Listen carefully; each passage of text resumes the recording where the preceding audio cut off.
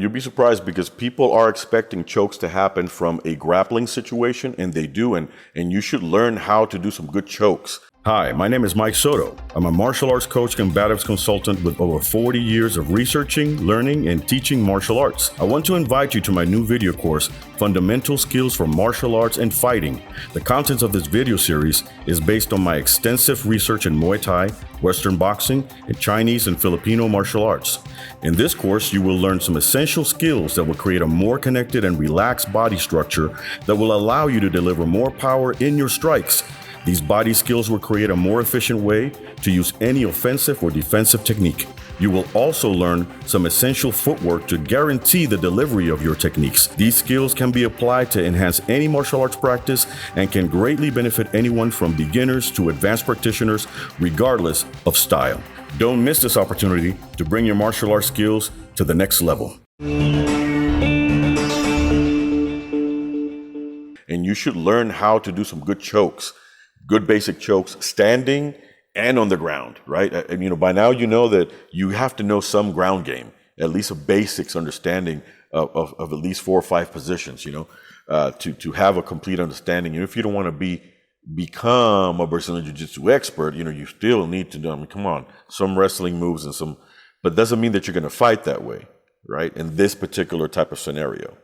There's some things that you do know, because if you find yourself there, hey, you got to know something. You can't just be there with your legs like this, right, not knowing what to do. But as far as chokes, the chokes that have been more successful for me personally have been chokes that went from standing. Because, movements where you flank, you see every martial arts has, what I call the wax on, wax off move, where you're parrying and your hand is over here. You're entering at a 45-degree angle. At a 45-degree angle, you're not going straight into the opponent. And once you're 45-degree angle, and just by slightly turning, he's facing you this way. By turning, you start going towards his back. So once you disrupt his structure, because you crash with him, you're just not crashing this way, you're crashing sideways. When you crash with him, it's almost like a shove, and your whole body is like you're pushing a car. Right? Because at that point, your structure is slightly 45 degrees, and you're running into him when he's kind of coming to you. You're running into him from the side, right? Almost football-like, right? At that point, when he's got his hands just over here, and you are inside putting pressure, well, you have to just come around, and your hand is under. It's already going to be under his throat, his neck. Now, the pressure that you're coming in with, you continue around. So it almost like it yanks him back, right? And at that point, you can do, you lean back. You make him go like this, where he has no leverage. He cannot stay standing this way. Your pressure, you just bend on your knees slightly, like you get in a squatting position, while you have him on the choke. So your body weight, because you're carrying him down this way, it's like taking the head and tilting. You're locking the spine as he's moving backwards. He's not going anywhere. So he can't even fight you because he's basically extended with his spine. I'd have to show you, but so that's been very successful, because people are not expecting that, they're gonna hit you and suddenly you're on the side over here. Just like in boxing would be when you do a bob or a weave, or you do some kind of slide and avoid a punch, so then you can hit the body. It's the same concept. But once you're there, you continue to the rear. Your hand is already under his throat, and then you just pull back. So they're not expecting that from them trying to beat you, go and grab their neck. Okay, guys, don't forget to subscribe, to share the video with people that you think might benefit from the information. Make sure and like and comment. Any questions that you may have, feel free to ask, and I'll do my best to answer them. Okay, case please. Yes, this. If you had one, mixed. Several. Okay. But this was also in a security type of environment. And another one that was a street environment. On both occasions, the same thing happened.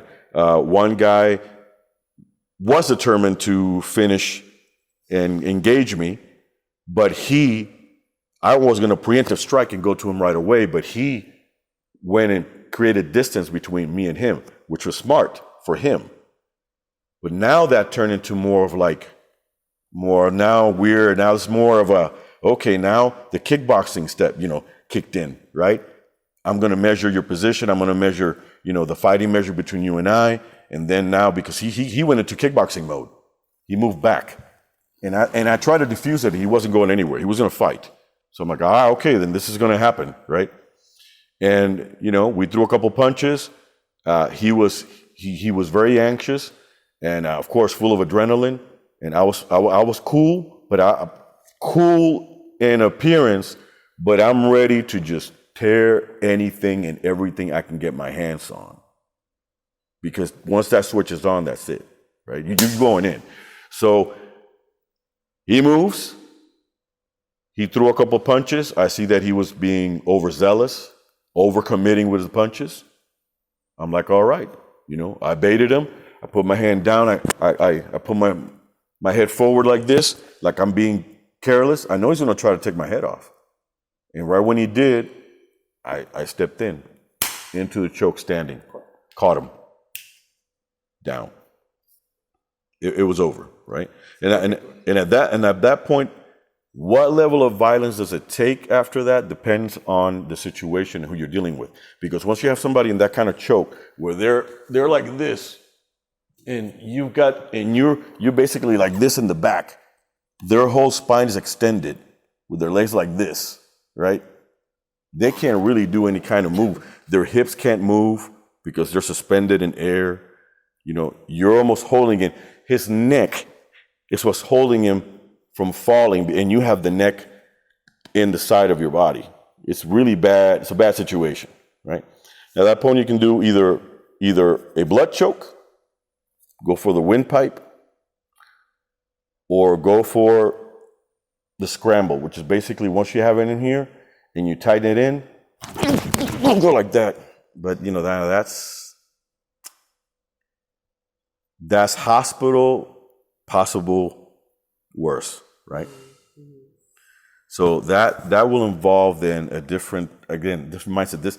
What situation you're in? Who are you fighting? Is this war? Is this like one of us can only make it out? Is it like, man, I just want to put this guy out? You have to also understand how to injure to a degree, depending on what you're fighting, who the situation is.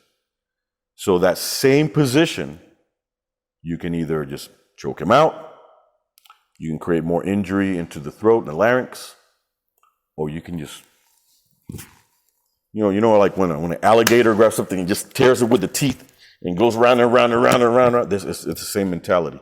So all that connective tissue, you're basically yanking it back and forth with all of your body weight, and you're in a stance. It's a bad move, right? So that's not usually taught. You're not going to see that being taught in schools. Not everybody even knows it, although it's obvious. But it's very violent, and you're injuring this person to degrees that maybe they can never come back from. So, unfortunately, that's not what I needed to do at that time, and I didn't. Putting him to sleep was good enough.